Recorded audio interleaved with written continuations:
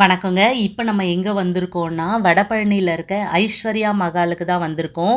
இந்த Mahal Arumbakkam metro station பக்கத்திலேயே இருக்குங்க. இந்த மஹால்ல 51 சக்தி பீட அம்மன் மற்றும் சக்தி வாய்ந்த அம்மன்களோட தரிசனம் வச்சிருக்காங்கங்க. அத பார்க்க தான் இப்ப நம்ம வந்திருக்கோங்க. இதுக்கு என்ட்ரி டிக்கெட் ₹100ங்க. இது வந்து ஆகஸ்ட் 9லேருந்து 18 வரைக்கும் தொடர்ந்து 10 நாட்கள் நடக்குதுங்க. காலையில 7 மணிலேருந்து நைட்டு 8:30 மணி வரைக்கும் நடக்குதுங்க. இங்க ஒவ்வொரு தெய்வமா இப்ப நம்ம பார்த்துட்டு வரோம். இப்ப நம்ம பார்க்கறது வாராகி தெய்வம். இது வந்து பெரிய பாளையத்தம்மன். எல்லா அம்மனையும் வச்சிருக்காங்க. 51 சக்தி பீட அம்மன்களையும் வச்சிருக்காங்க. அது மட்டும் இல்லாம சக்தி வாய்ந்த அம்மன்களையும் முன்னாடி வச்சிருக்காங்க. இங்க வந்து தில்லை காளி இருக்காங்க, பகவதி அம்மன் இருக்காங்க, பட்டீஸ்வரம் துர்க்கை இருக்காங்க, பிரத்யங்கரா தேவி இருக்காங்க, மேல்மருவத்தூர் அம்மன் இருக்காங்க. முக்கியமான தெய்வங்கள் எல்லாமே இங்கே வச்சுருக்காங்கங்க. இதெல்லாம் தாண்டி போனால் தான் இந்த 51 சக்தி பீட அம்மன்களை நம்ம தரிசனம் பண்ண முடியுங்க. இந்த மஹால் பார்த்திங்கன்னா ரொம்ப பெரிய மஹாலுங்க. இது வந்து மெயின் ரோட்லேயே இருக்குங்க. ஸோ கண்டுபிடிக்கிறது கூட ரொம்ப ஈஸி தான். இதோட அட்ரஸை நான் டிஸ்கிரிப்ஷன் பாக்ஸ்லேயும் கொடுக்குறேன், செக் பண்ணிக்கங்க. இது வந்து 10 நாள் தான் நடக்குது. ஸோ அனைவரும் வந்து பாருங்கள்.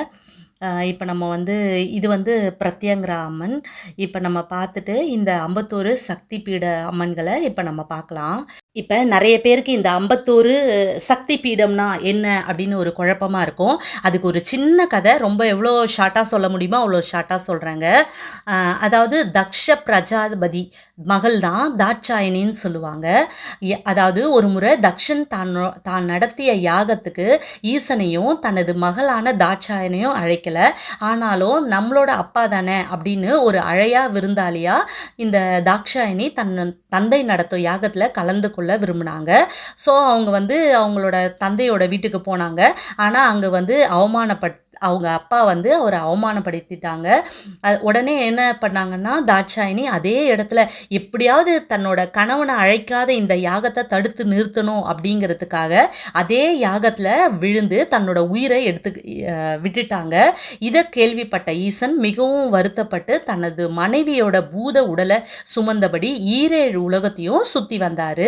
ஈசனோட துயரத்தை நீக்குவதற்காக நாராயணன் என்ன செஞ்சார்னா, தன்னோட சுதர்சன சக்கரத்தை கொண்டு தாட்சாயினிக்கு முக்தி அளிக்கணும் அப்படிங்கிறதுக்காக ஈசனோட கையில் இருந்த தாட்சாயினியோட அதாவது தேவியோட அங்கங்கள், அதாவது அவங்களோட உடம்ப 51 துண்டுகளாக்கி அதை பூமியில விழ செஞ்சாரு.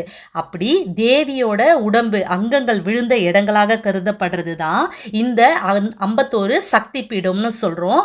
இப்போ உங்களுக்கு புரிஞ்சிருக்கும் 51 சக்தி பீடம்னா என்ன அப்படின்ட்டு. அதாவது அந்த 51 அந்த உடல் எங்கெங்கெல்லாம் விழுந்ததோ அதெல்லாமே 51 சக்தி பீடமாக கருதப்படுதுங்க. அதாவது ஒவ்வொரு இடம், இந்த இடத்துல பார்த்தீங்கன்னா ஒவ்வொன்றுமே மென்ஷன் பண்ணியிருப்பாங்கன்னா, இப்போ எப்போவுமே பார்த்தீங்கன்னா ஒரு சுவாமினா அந்த சுவாமி வந்து இந்த இடத்துல இருக்காங்க அப்படின்னு சொல்லிட்டு ஊரை மட்டும்தான் மென்ஷன் பண்ணுவாங்க. ஆனால் இங்கே பாருங்கள், ஒவ்வொரு சுவாமிக்கு மேலேயும் என்ன போட்டிருக்காங்கன்னா, இப்போ அவங்க பேரை போட்டு அந்த விழுந்த அங்கம், தொப்புள், இடது கை, அப்புறம் வந்து இடது முழங்கை, இடது கன்னம், வலது கன்னம், முதுகு அப்படின்னு சொல்லிட்டு அவங்க விழுந்த ஒவ்வொரு இடத்தையுமே கீழ் பல்வரிசை, இந்த இடத்துல வந்து கீழ் பல்வரிசை விழுந்திருக்கு. இந்த வாராகி அம்மனுக்கோட கீழ் பல்வரிசை இந்த இடத்துல விழுந்திருக்கு. அந்த தாட்சாயினியோட ஒவ்வொரு அங்கங்கள் விழுந்த இடங்களையும் அந்த பாகங்களை கூட இங்கே நல்லா அழகாக மென்ஷன் பண்ணியிருக்காங்க. ஸோ நம்ம ஒவ்வொரு தேவியும் மேலே பாருங்கள், திரிபுர சுந்தரி தேவி அப்படின்னு சொல்லிட்டு அந்த இடத்துல என்ன அங்கம் விழுந்தது அப்படிங்கிறதையும் மென்ஷன் பண்ணி வச்சுருக்காங்கங்க. ஸோ இதை பார்க்கறதுக்கு வந்து நிச்சயமாக நம்மளாம் ரொம்பவே கொடுத்து வச்சுருக்கணுங்க. ஏன்னா அவ்வளோ அற்புதமாக இருந்ததுங்க. இது பாருங்கள், அம்பாலோட குடல் விழுந்த இடம் அப்படின்னு சொல்லிட்டு இந்த இடத்த பார்த்துருக்காங்க. இந்த இடம்லாம் ஒன்றும் எங்கெங்கே இருக்குதுன்னு பார்த்தீங்கன்னா, மேற்கு வங்காளம், அஸ்ஸாம், காஷ்மீர், பங்களாதேஷ், இந்த மாதிரி சொல்லிட்டு ஒவ்வொரு இடத்துல இருக்குங்க. நிறைய இடம் ஒவ்வொரு இடத்துல தாங்க இருக்குது. இது எல்லாத்தையுமே நம்ம வந்து பார்க்கணுன்னா ஒரு நாள் பத்தாதுங்க. நம்ம ஒரு மாதத்துக்கு மேலேயே ஆகும். ஏன்னா நம்ம ஒவ்வொரு இடமா தேடி கண்டுபிடிச்சி ஒவ்வொரு இடமா போயிட்டு வரதுக்கு பல நாட்கள் பல மாதங்கள் ஆகும். ஆனால் இது எல்லாத்தையுமே இந்த 51 சக்தி பீடத்தையும் இந்த ஐஸ்வர்யா மகால் வடபழனியில் இருக்க இந்த ஐஸ்வர்யா மகாலில் இது ஃபுல்லாகவே வச்சுருக்காங்கங்க. இது வந்து அதுவும் இல்லாமல் இது வந்து நடக்கிறது ஆடி மாதம். ஆடி மாதத்தில் இந்த மாதிரி அம்மனை பார்க்கறதுன்றது ரொம்பவே புனிதமான ஒரு விஷயங்க. ஸோ நல்ல வாய்ப்பு நமக்கு கிடைச்சிருக்கு. அதனால் நீங்கள் உங்கள் ஃபேமிலியோடு போய் ஒரு கோவிலுக்கு போகிறதா நினச்சி நீங்கள் இங்கே வர்றது ஒரு கோவிலுக்கு போகிறதுக்கு சமம் இல்லைங்க, 51 கோவிலுக்கு போகிறதுக்கு சமமான ஒரு இடங்க கோவிலுங்க. ஸோ அவ்வளோ அற்புதமாக இருக்குது. ஒவ்வொரு சுவாமியும் அங்கே எப்படி எந்தெந்த திசையில் இருக்குமோ என்னென்ன வாகனங்களோடு இருக்குமோ அதோடவே வச்சுருக்காங்க இந்த அம்மன்களெல்லாம். இதை பார்க்குறது ரொம்பவே ரொம்ப பிடிச்சிருந்ததுங்க, ரொம்ப அழகாக இருந்துச்சுங்க.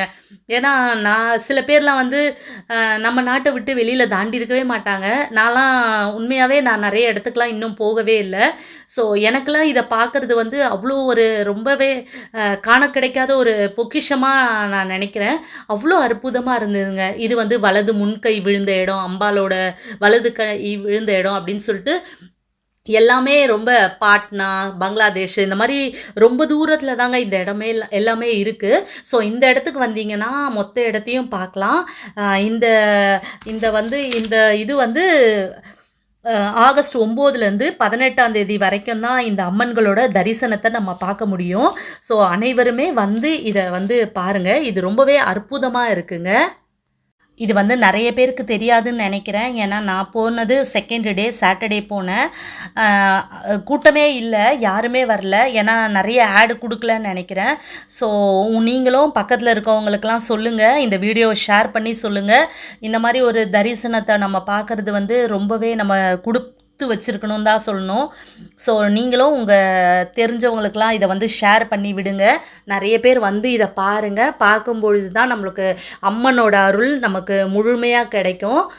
இதில் முக்கியமாக பார்க்கணுன்னா சமயபுரம் மாரியம்மன் வச்சுருந்தாங்க.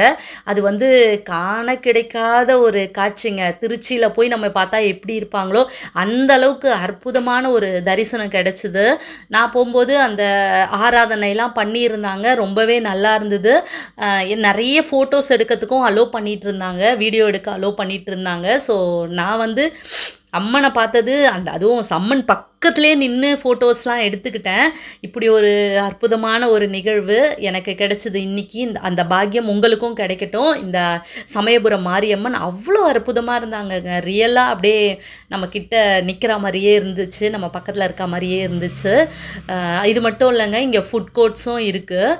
ஸோ அதையும் நீங்கள் பாருங்கள். இங்கே அதாவது அது என்ன சொல்லுவாங்க, ஐம்பொன் நகைகள்னு சொல்லுவாங்க பார்த்தீங்களா, அது எல்லாமே இருந்துச்சு. அப்புறம் வாசனை திரவியம், சுவாமிக்கு உகந்த பூஜை பொருட்கள் எல்லாமே இருந்தது. இங்கே ஒரு கால பைரவர் நல்லா உக்ரமாகவே இருந்தார். ஸோ இவரும் காக்கும் தெய்வம், காவல் தெய்வம்.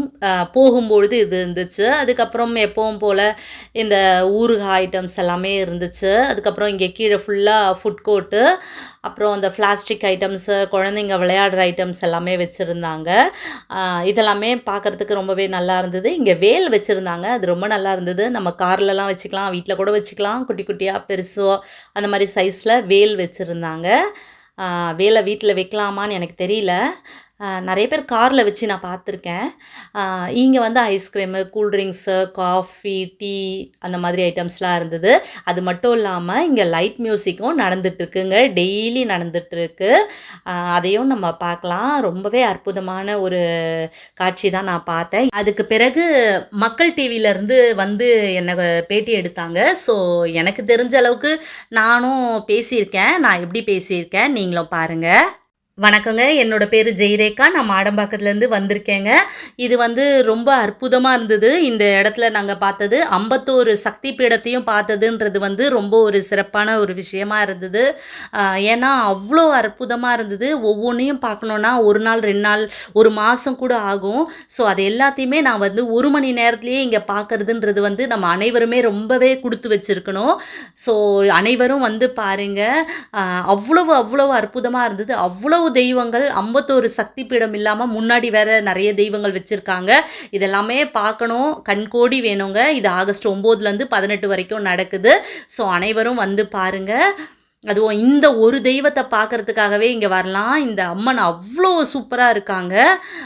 அனைவரும் வந்து பாருங்க. ஓகேங்க. இந்த வீடியோ உங்களுக்கு கண்டிப்பாக பிடிச்சிருக்கும்னு நம்புகிறேன். இன்னொரு வீடியோவில் நான் உங்களை மீட் பண்ணுறேன். இதை பார்த்த அனைவருக்குமே அம்மனோட அருள் பரிபூர்ணமாக கிடைக்கும்னு நம்புகிறேங்க. பாய்.